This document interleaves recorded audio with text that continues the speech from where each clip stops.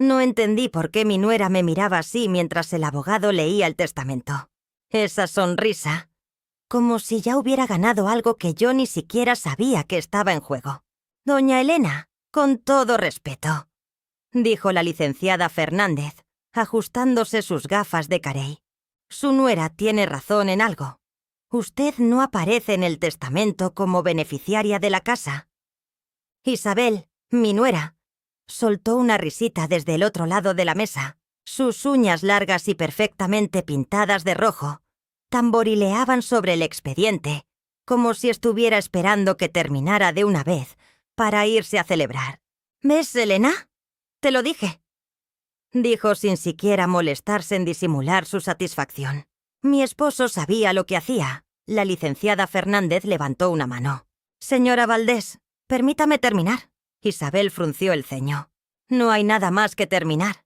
La casa es mía, el coche es mío, las cuentas de retiro».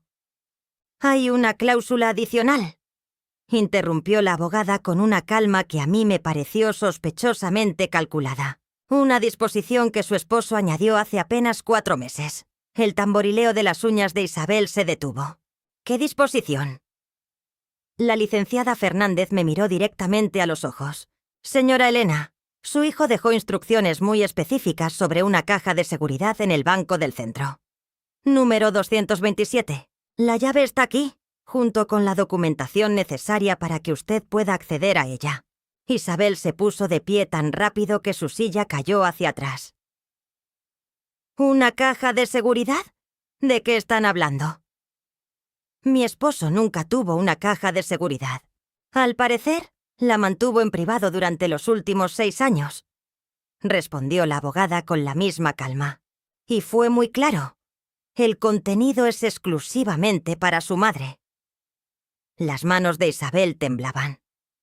La vi apretar los puños, sus uñas rojas hundiéndose en las palmas. «Eso no puede ser legal. Debe ser parte del patrimonio. Tengo derecho a saber qué hay ahí. Puede impugnarlo si lo desea», dijo la licenciada Fernández, cerrando el expediente con un golpe seco. Pero le advierto que su esposo estaba en pleno uso de sus facultades cuando añadió esta disposición. Yo misma fui testigo. No dije nada. Solo tomé el sobre que me tendieron.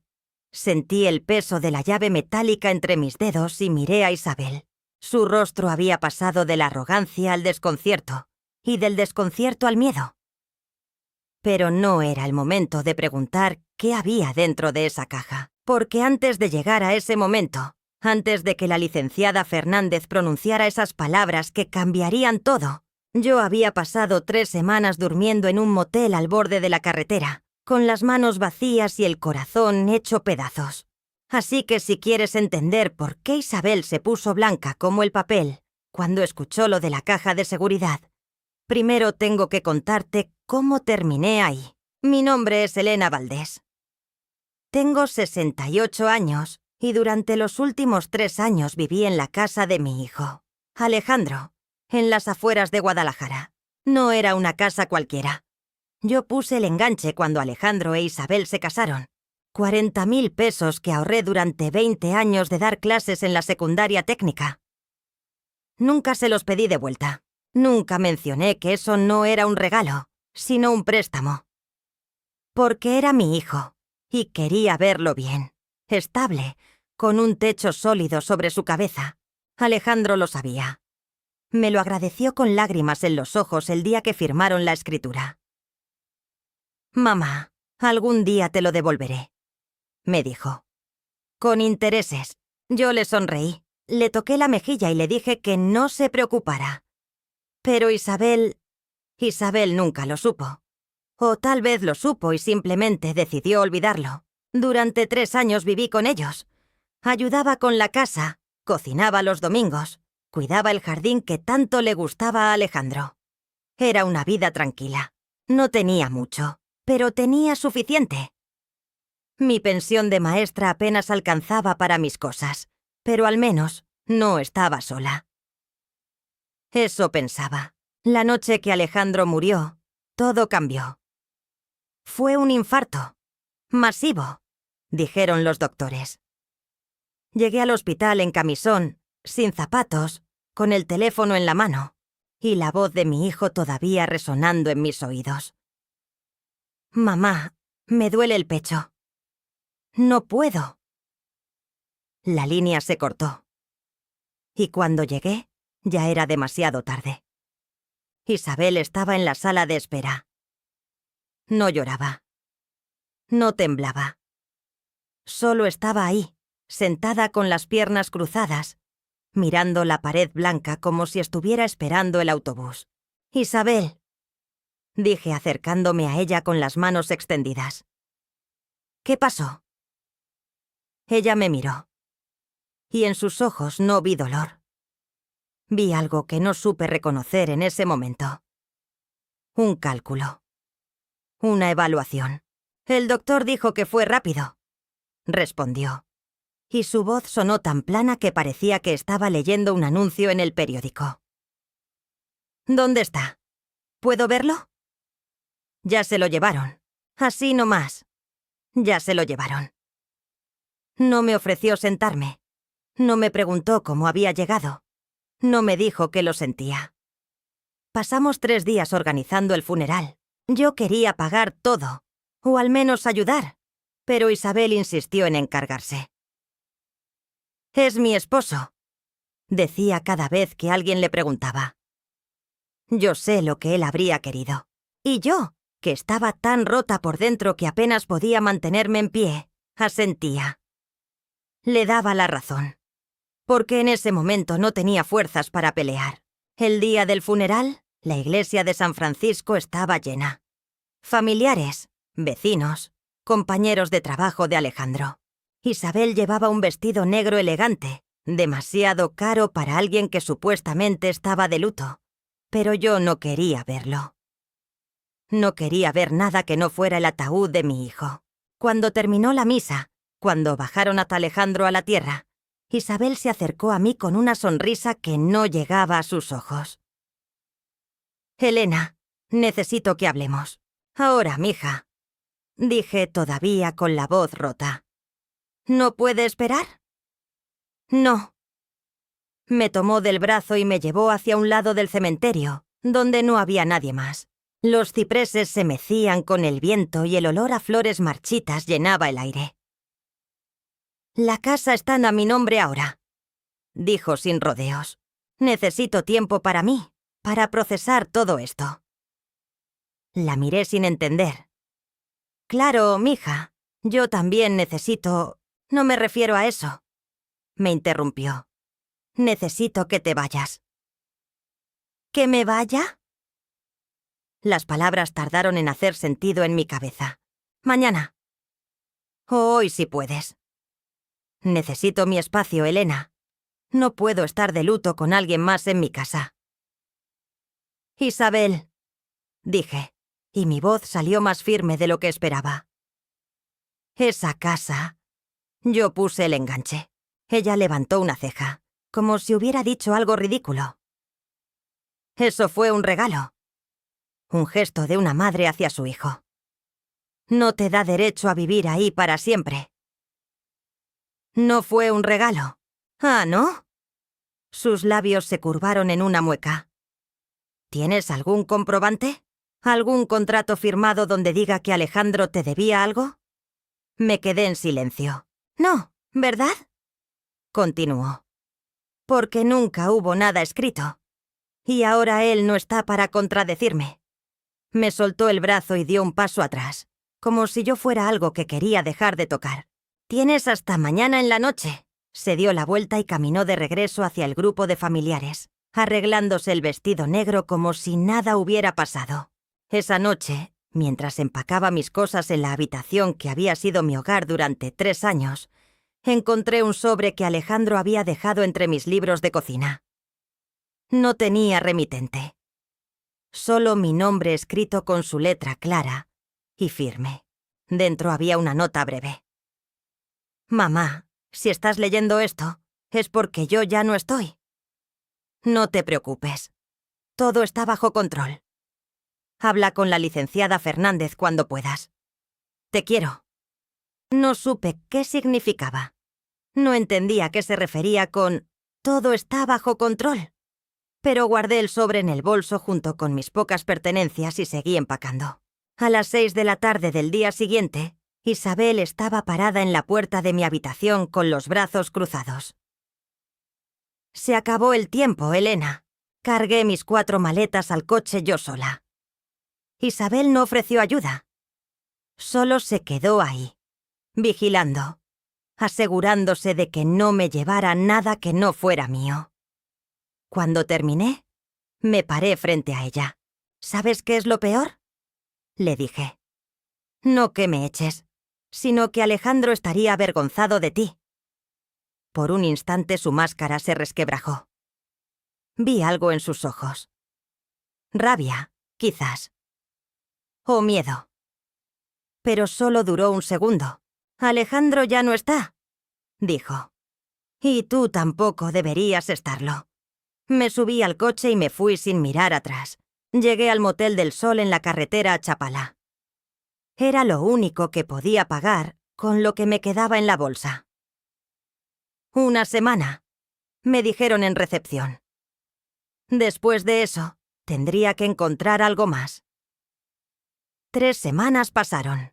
3 semanas de llamadas a inmobiliarias, de mirar departamentos que no podía pagar, de contar monedas para comprar el pan. Mis ahorros se derretían como hielo en el desierto. Y entonces sonó el teléfono. «¿Señora Elena Valdés?», dijo una voz desconocida. «Habla la licenciada Fernández. Soy la abogada de su hijo. Necesito que venga a mi oficina. Hay un asunto pendiente que requiere su presencia». «¿Qué asunto?». «El testamento de Alejandro. Habrá una lectura formal. Y usted está mencionada». Mi corazón dio un vuelco. ¿Mencionada? ¿Para qué? «Para eso es la lectura, señora. Pero le adelanto que su hijo fue muy meticuloso». Colgué el teléfono y me quedé mirando la pared pintada de beige del motel. En mi bolso seguía la nota que Alejandro me había dejado. «Todo está bajo control». 3 días después, estaba sentada en la oficina de la licenciada Fernández, con Isabel enfrente, sus uñas rojas tamborileando sobre la mesa, esperando escuchar que yo no tenía nada. Pero la licenciada Fernández aún no había terminado de hablar. «El contenido de la caja de seguridad número 227», dijo mirándome directamente. «Es exclusivo para la señora Elena». Alejandro fue muy claro. Isabel dio un puñetazo en la mesa.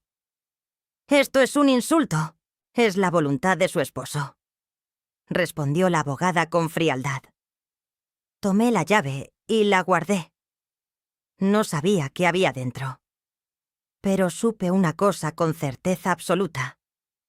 Mi hijo no me había dejado desprotegida.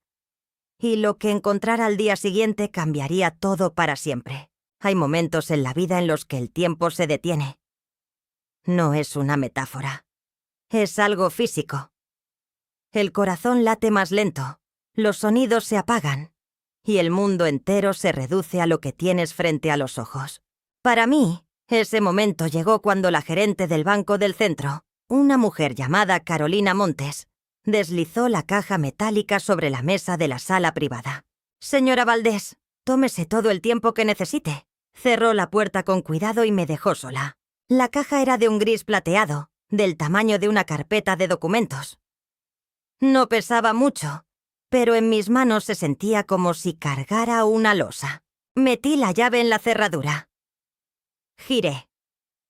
Escuché el clic metálico que liberaba el seguro, y luego, con las manos temblando, levanté la tapa. Lo primero que vi fue un sobre. Estaba en la parte superior, con mi nombre escrito con la misma letra firme que reconocí de la nota que Alejandro me había dejado entre mis libros. Lo tomé con cuidado, rompí el sello y saqué la carta. 3 páginas. Letra pequeña.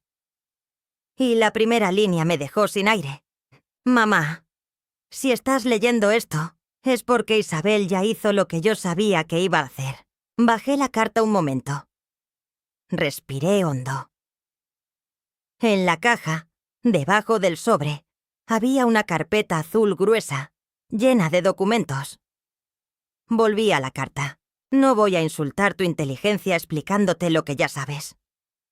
Isabel no es la mujer que todos creen. Yo me di cuenta hace años. Pero ya era tarde. O mejor dicho, ya la había dejado embarazada y no iban ya a abandonar a mi hijo. Lo que sí voy a hacer es contarte la verdad. Las líneas siguientes fueron un desfile de fechas, números y confesiones que hicieron que mi estómago se retorciera. Hace 6 años, cuando tú pusiste el enganche de la casa, Isabel me hizo firmar un papel donde yo reconocía que ese dinero era un regalo. Me dijo que era por seguridad, que si alguna vez nos separábamos, no quería problemas legales. Yo firmé como un imbécil, porque confiaba en ella. Pero también empecé a documentar todo. Cada vez que Isabel decía que no había dinero para la comida, yo revisaba las cuentas. Y siempre encontraba compras nuevas. Ropa, zapatos, viajes con sus amigas. Mientras tanto, tú cocinabas para nosotros, cuidabas a Mateo, limpiabas la casa, y ella te hacía sentir como si fueras una carga. No lo eras, nunca lo fuiste. Por eso empecé a guardar dinero. No pude devolverte el enganche cuando quisiste irte de la casa. Isabel me convenció de que era mejor que te quedaras, que ayudabas mucho con Mateo. Pero yo sabía la verdad. Ella quería que te quedaras porque eras niñera gratis. Así que hice lo único que podía hacer. Abrí una cuenta de inversión a tu nombre. Todos los meses, desde hace 6 años, transferí una parte de mi sueldo a esa cuenta. Al principio era poco. Pero fui ahorrando, invirtiendo, haciendo crecer lo que tú nos habías dado. Hoy, esa cuenta tiene un número que te va a costar trabajo creer. Dejé la carta sobre la mesa y rebusqué en la carpeta azul. Ahí estaban los estados de cuenta. Documentos oficiales con membrete del banco. Números impresos en tinta negra. El saldo actual. 285.000 pesos. Casi 300.000 pesos. Dejé caer los papeles sobre la mesa y apoyé la cabeza en las manos. No lloraba. No podía. Era como si mi cuerpo hubiera olvidado cómo hacerlo. Mi hijo. Mi Alejandro. El mismo niño al que había cargado en brazos cuando tenía fiebre. Al que había acompañado a su primer día de clases. Al que había visto graduarse con honores.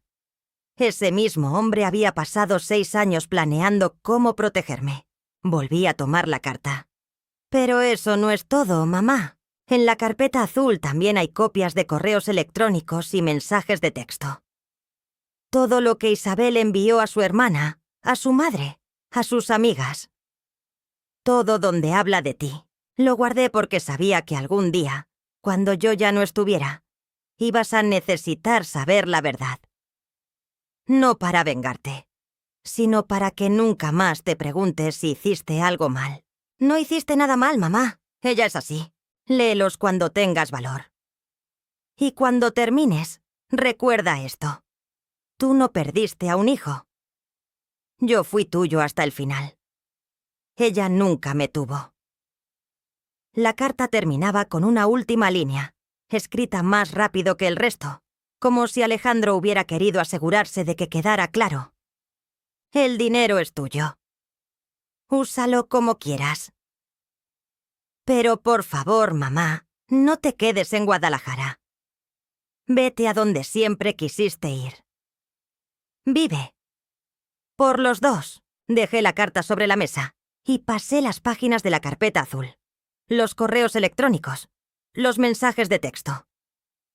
Ahí estaban, impresos, fechados, organizados por año. La vieja esa no se quiere ir. Ale cree que necesita ayuda, pero la neta nomás estorba. Ya le dije a Alejandro que si no se va pronto, yo me voy. A ver qué prefiere. Mi mamá dice que deberíamos ponerla en un asilo. Sale más barato que mantenerla aquí. Ni siquiera es su casa. Nosotros pagamos todo. Ella nomás estorba. Cada palabra era una puñalada. Pero no de esas que duelen, de esas que liberan, porque durante años me había preguntado qué hice mal. ¿Por qué Isabel me miraba con esa frialdad? ¿Por qué sus comentarios siempre tenían un filo escondido? Pensé que era yo, que quizás era demasiado mayor, demasiado lenta, demasiado estorbosa. Pero no era yo. Era ella. Siempre fue ella. Pasé la última página de la carpeta y encontré algo que no esperaba. Un sobre más pequeño, cerrado con cinta adhesiva, con una sola palabra escrita en la parte frontal. Para Mateo. Mi nieto. El hijo de Alejandro e Isabel. El niño al que había visto nacer, al que había cargado en mis brazos cuando lloraba por las noches, al que había enseñado a hacer el signo de la cruz antes de comer. Alejandro también había pensado en él. Guardé el sobre junto con la carta y los documentos. Cerré la caja metálica y llamé a la puerta para que la gerente me ayudara a guardar todo en una bolsa discreta. Cuando salí del banco, el sol de Guadalajara pegaba con fuerza en el pavimento. Pero yo no sentía calor. Sentía algo que no había sentido en semanas. Claridad. Mi teléfono sonó antes de que llegara al coche. ¿Elena? Era Isabel. Dime. ¿Ya fuiste al banco? No respondí. Mira.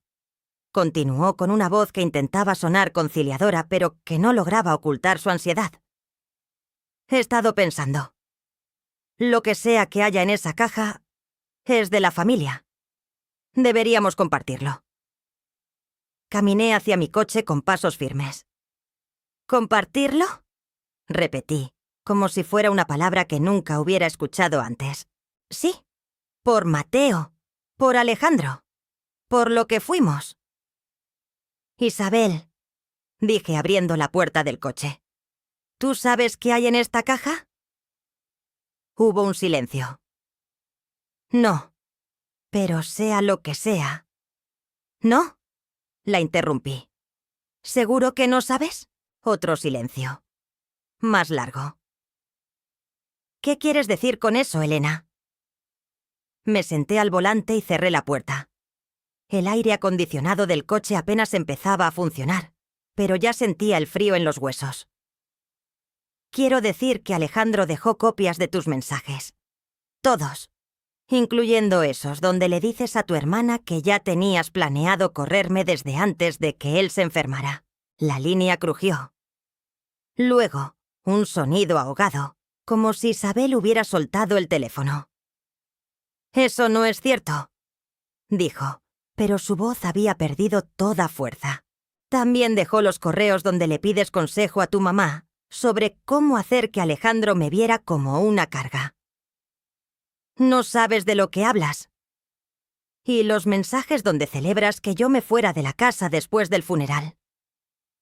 Por fin me la quité de encima, escribiste. Ahora sí puedo hacer lo que quiera con el cuarto de Mateo. El silencio que siguió fue tan profundo que casi pude escuchar los latidos de su corazón a través del teléfono. Elena, dijo finalmente, con una voz que ya no tenía nada de la arrogancia de antes. ¿No sabía que él? ¿Que él qué? ¿Que guardaba pruebas? Pues las guardó, Isabel, durante 6 años. Y ahora están en mis manos. Colgué. El viaje de regreso al motel fue en completo silencio. No puse la radio. No llamé a nadie. Solo manejé con las manos firmes en el volante, viendo cómo las calles de Guadalajara pasaban frente a mí, como si fueran las páginas de un libro que estaba cerrando. Cuando llegué a mi habitación, saqué la carpeta azul y la puse sobre la cama. La abrí de nuevo. Hojeé los documentos una vez más, como si necesitara confirmar que no era un sueño. No lo era.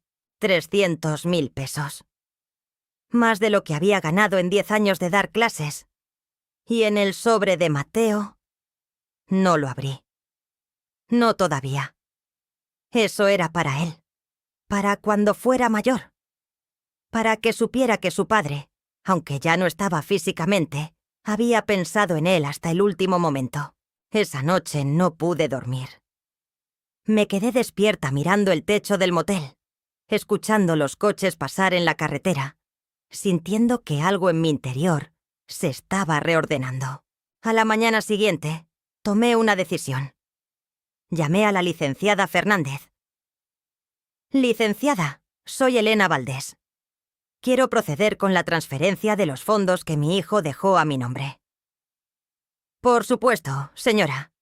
Necesito que venga a la oficina para firmar algunos documentos. También quiero hacer otro trámite. ¿Cuál?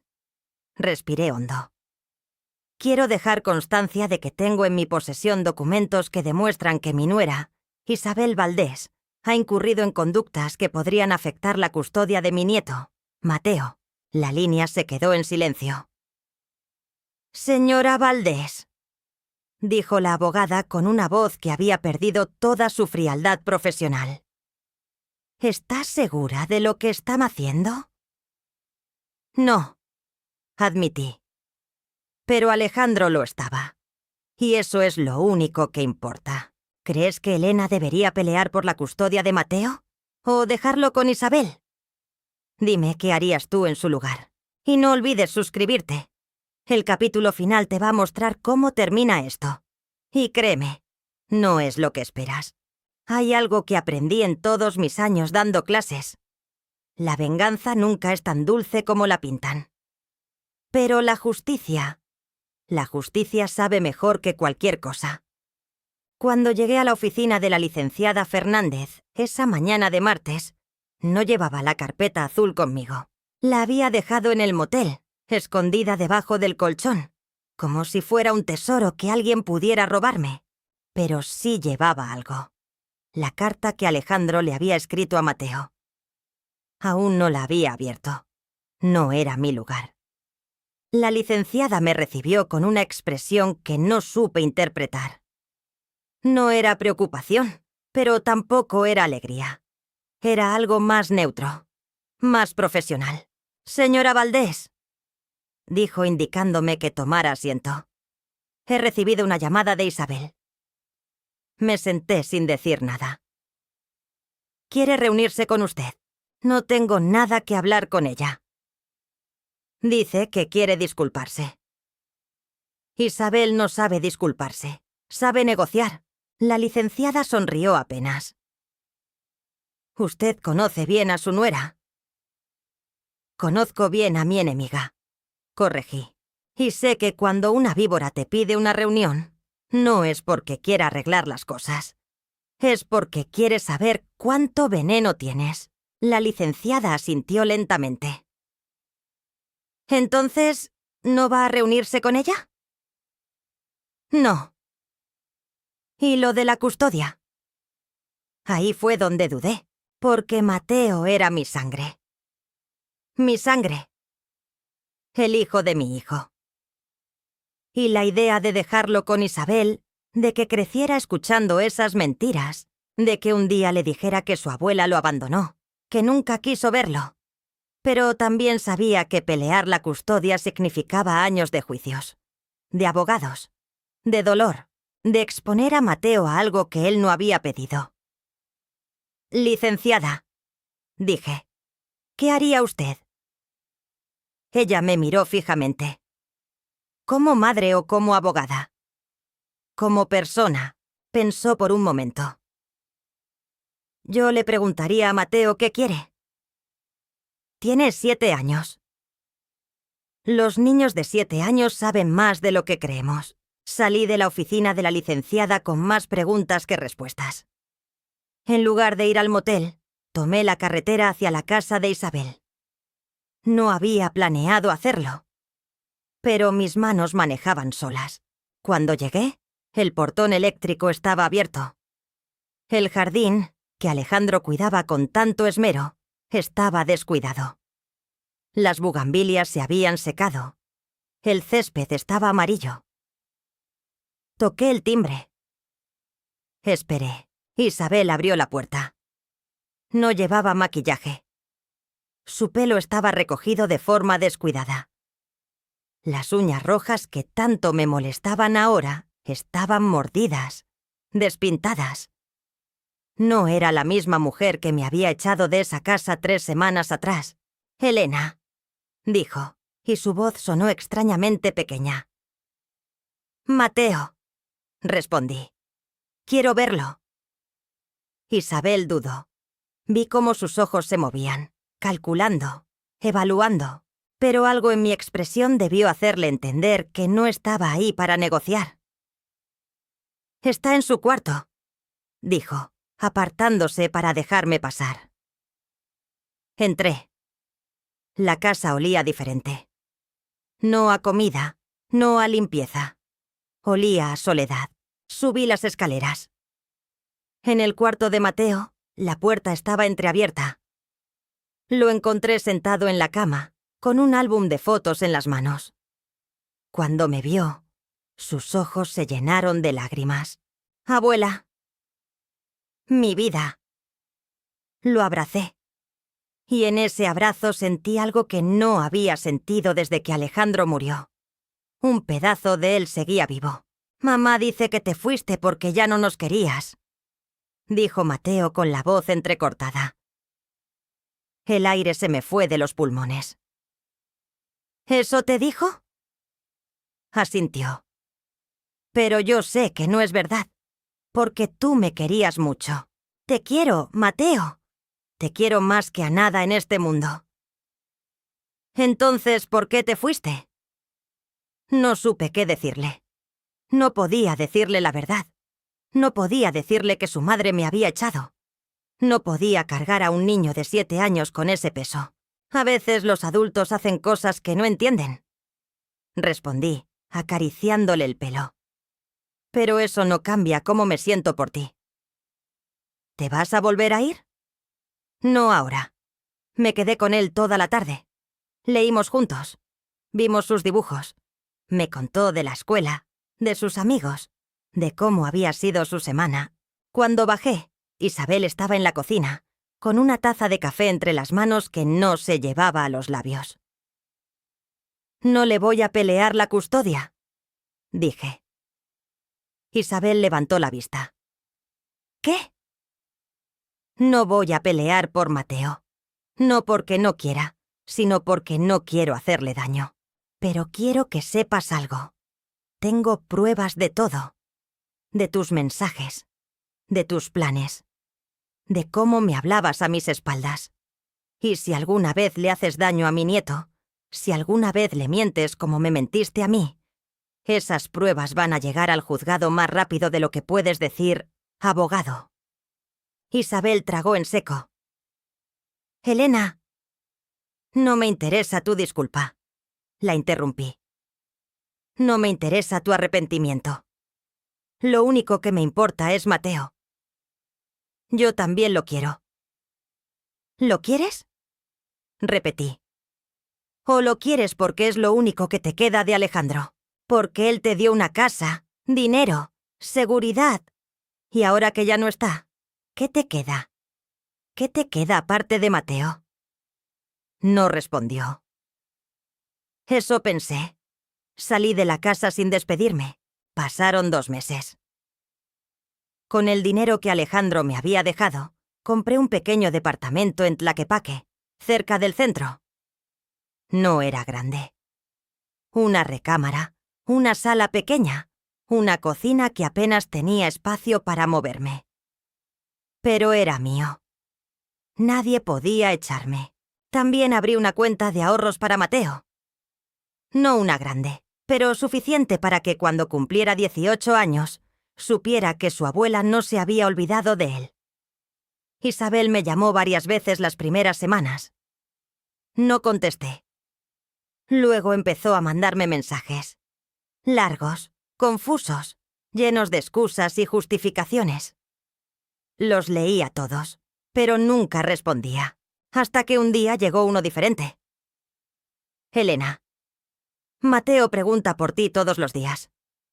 No quiero que crezca pensando que lo abandonaste. ¿Podrías venir a verlo?» Fui. Y seguí yendo. Cada semana, a veces 2 veces, me sentaba con Mateo, jugaba con él, escuchaba sus historias. Y cada vez que Isabel intentaba disculparse o explicarse, yo levantaba una mano y la detenía. «No es por ti por lo que vengo». Y ella asentía, y se retiraba, y por un momento, en el silencio que dejaba, yo podía fingir que todo era como antes. Un año después del funeral de Alejandro, recibí una carta de Isabel. No era un mensaje de texto. No era una llamada. Era una carta, escrita a mano, en papel blanco, con una caligrafía temblorosa que no le conocía. La abrí sentada en la banca del jardín de mi departamento, con el sol de la tarde calentándome la espalda. Elena, no voy a pedirte perdón porque sé que no merezco que me lo des. Pero sí quiero decirte algo que Alejandro nunca me dejó decir. Yo no supe quererlo. No supe quererlo como él merecía. Y cuando él se fue, no supe manejar el miedo. El miedo a quedarme sola, a no tener nada, a que me quitaran lo único que me hacía sentir segura. No es una excusa, es una explicación. Mateo te quiere más que a nada. ¿Y yo? Yo quiero que sepas que si algún día decides pelear por él, no voy a oponerme. Porque él merece tenerte. Merece saber quién fue su padre de verdad. Alejandro me perdonó muchas veces. Yo nunca entendí por qué. Ahora creo que empezar a entender. Cuídate, Elena. Y si algún día puedes perdonarme, aunque sea un poquito, me gustaría que me lo dijeras. Isabel, leí la carta 3 veces. La cuarta, la rompí en pedazos y los dejé caer en el bote de basura. No la iba a perdonar. No todavía. Quizás nunca. Pero algo dentro de mí, algo que había estado cerrado desde que Alejandro murió, se abrió apenas.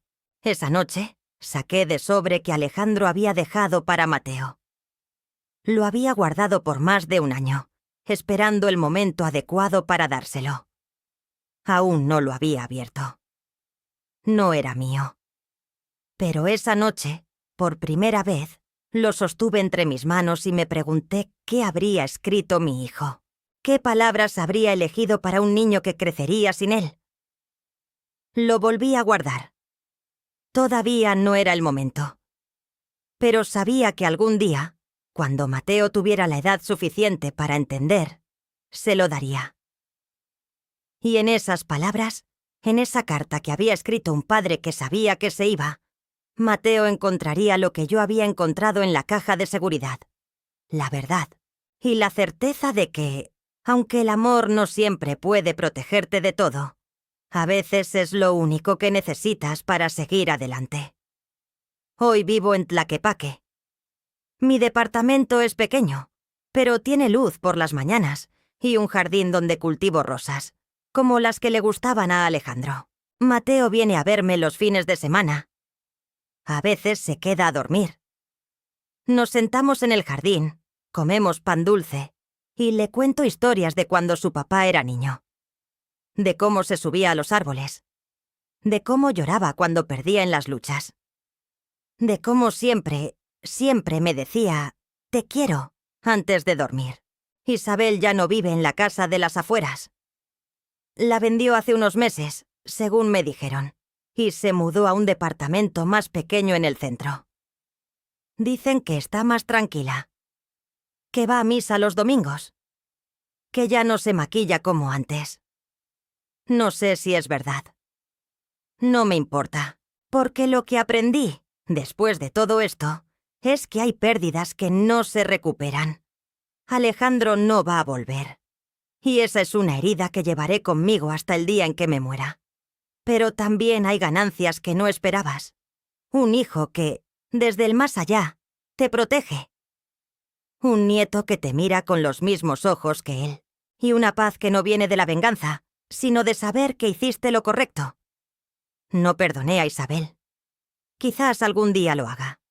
O quizás no. Pero ya no importa. Porque mi vida ya no depende de ella. Nunca dependió. Dependía de mí. Y de Alejandro. Y de ese amor que ni la muerte ni la maldad pudieron romper. Si esta historia te hizo sentir algo, si te recordó a alguien que quieres o que perdiste, compártela con esa persona. Dale like si crees que la justicia, aunque tarde, siempre llega. Y suscríbete a este canal porque aún tengo muchas historias que contar. Historias de personas como tú, como yo, como todos los que algún día tuvieron que aprender a levantarse después de caer. Déjame en los comentarios desde dónde me estás escuchando. Quiero saber qué parte de esta historia te tocó más. Y recuerda, a veces los que menos esperas son los que más te protegen. Hasta la próxima.